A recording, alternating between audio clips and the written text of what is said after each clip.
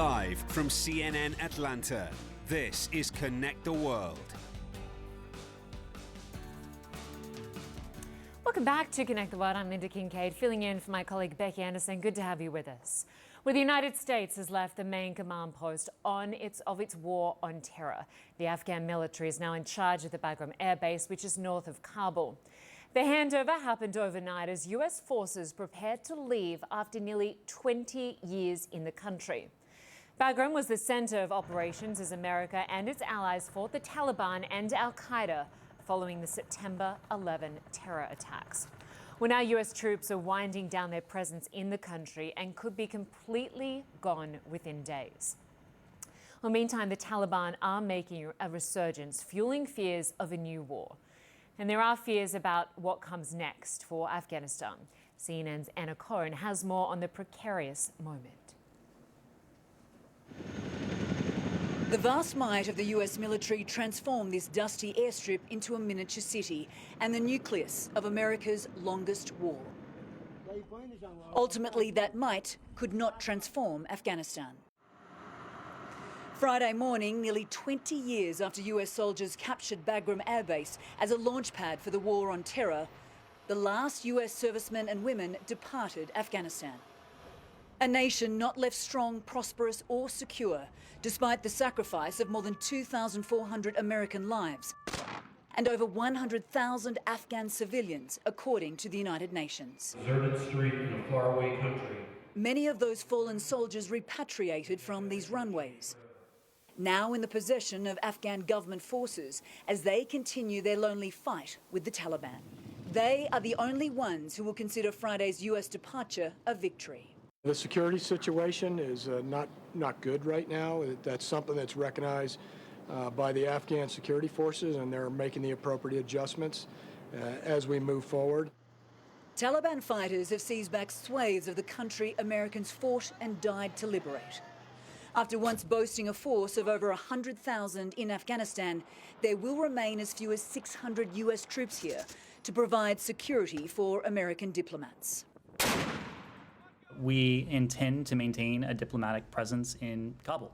That is something that is important to us, given our enduring desire to have a continued partnership with the Afghan government and, crucially, with the Afghan people. I'm speaking to you today. Their forever war will continue as Joe Biden wades out of the mire, a mire that trapped his predecessors in a brutal and bloody stalemate. Bush, Obama and Trump each bouncing in and out of Bagram, pledging Afghanistan will never be a haven for terrorists, as it was when al-Qaeda plotted the tragedy of 9/11. Those terrorists long since rooted out and destroyed. Now, no guarantee that violent extremists won't re-enter the vacuum left by the United States as the last American soldiers out of Afghanistan return to a nation that has long waited to welcome them home. Anna Coren, CNN, Kabul. We will hear from Anna a little later in the show, but first I want to bring in Farzia Koofi. She is a former member of the Afghan parliament and a member of the government team negotiating with the Taliban. She joins us now from Doha, Qatar. Good to have you with us. Thank you. I want to ask you and take you back to when the US first began its operation in Afghanistan. We have some sound from the then president, George W. Bush, talking about taking on the Taliban. Let's just take a listen for our viewers. I'm told we don't have that sound right now, but he was talking about the Taliban and how the Taliban would pay a price for what they had done. In terms of your talks in negotiating with the Taliban, where do things currently stand? Well, I can see history repeating itself in my lifetime. In the negotiation table, we did not really have much progress as expected.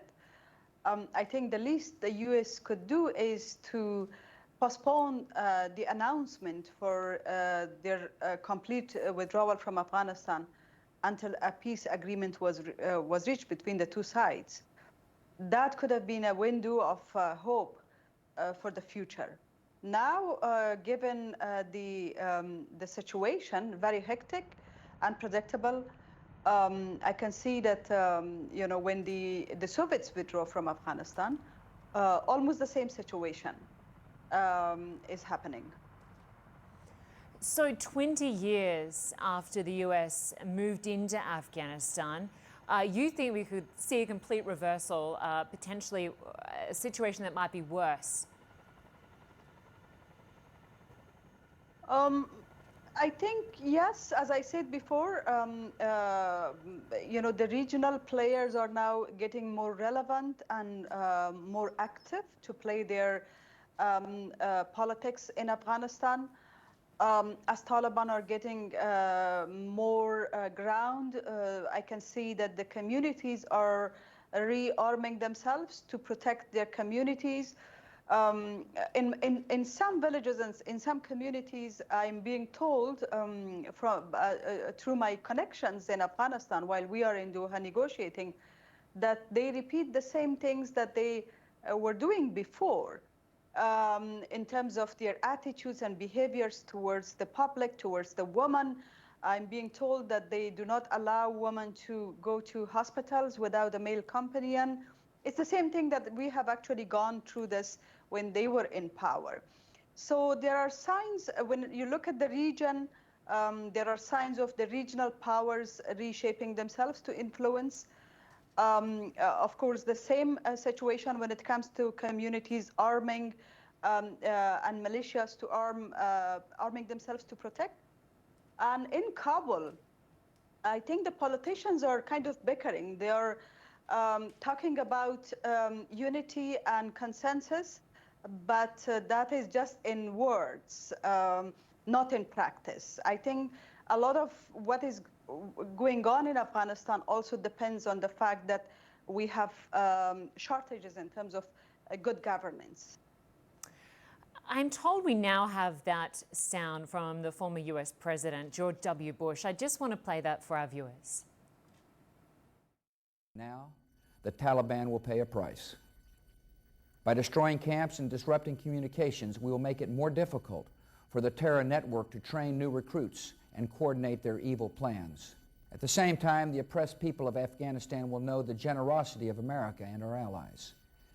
As we strike military targets, we will also drop food, medicine, and supplies to the starving and suffering men and women and children of Afghanistan.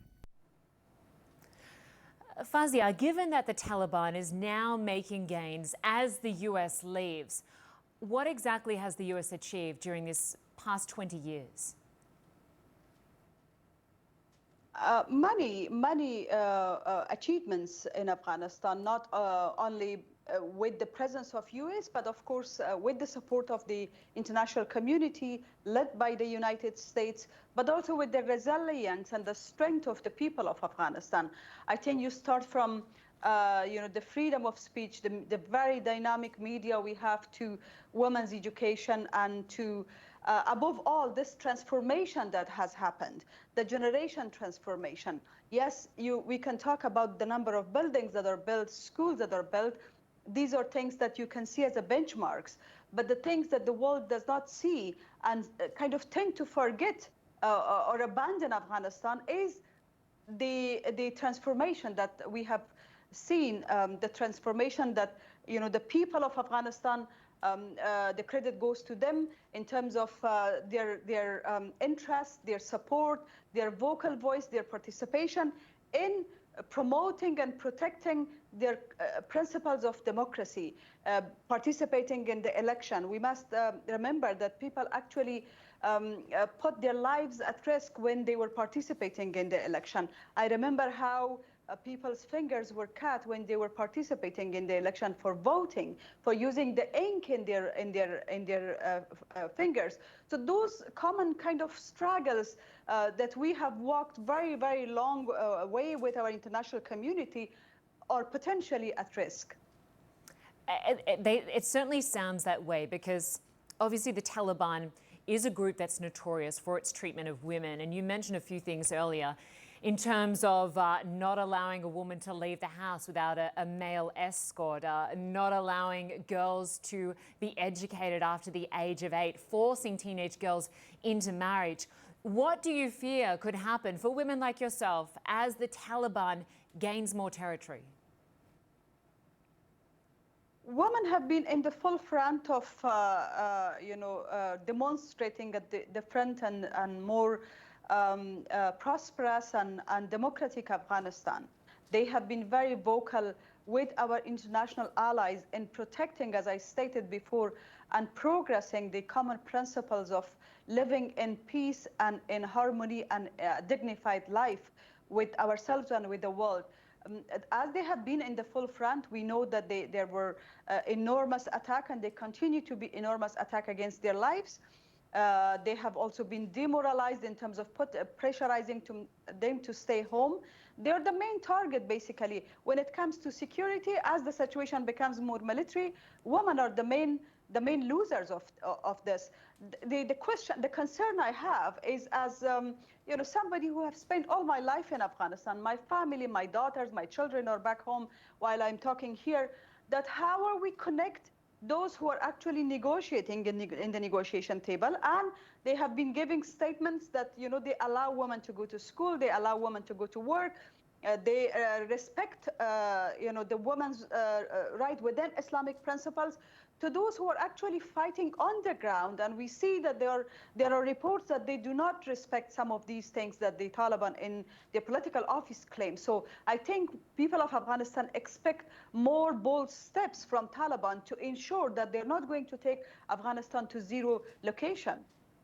We also heard quite recently from US intelligence, who painted a picture, a pretty dire situation, that 6 months after the US withdrawals, the Afghan government could fall. Talk to us about your fears. Do you think that could happen? Well, honestly, I think even if the potentials for keeping the government and keeping the institutions were there, with such reports, and especially making it public and demoralizing the public and especially our security institutions, which are already, struggling to regain their morale, I don't think this was a good idea to publicize such a report. I think the situation will continue to become more chaos in terms of, war, because both sides will probably try to gain more, to have more stake in the negotiation table, to have more say, to have more share in the negotiation table.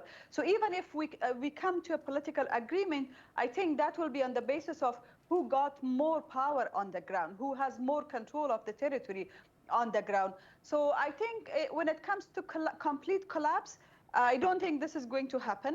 I think people will stick to protecting their communities, protecting their institutions. This is something we have to do. We cannot afford to see Afghanistan, lose once again. We lose Afghanistan once again to international extremism. I think the one thing that the major mistake over the past 20 years was that we focused so much on military strategy in Afghanistan. When I say we, I mean the international community and our allies. We forgot about the region and how the region actually play in terms of growth of that military extremism. We did not really have much in terms of control of those madrasas, their curricula. They continue to produce those military extremist groups, and in a way or the other, they are going to threaten the world's security. Afghanistan and their people are in the full front of this war, but in the large context, I think the whole global community will be at risk if the situation continue as it is, and we keep the world keep watching instead of doing much. Well, we wish you all the best. Farzia Koofi, good luck as you continue to talk with the Taliban, and hopefully things improve for the people of Afghanistan. Thanks so much.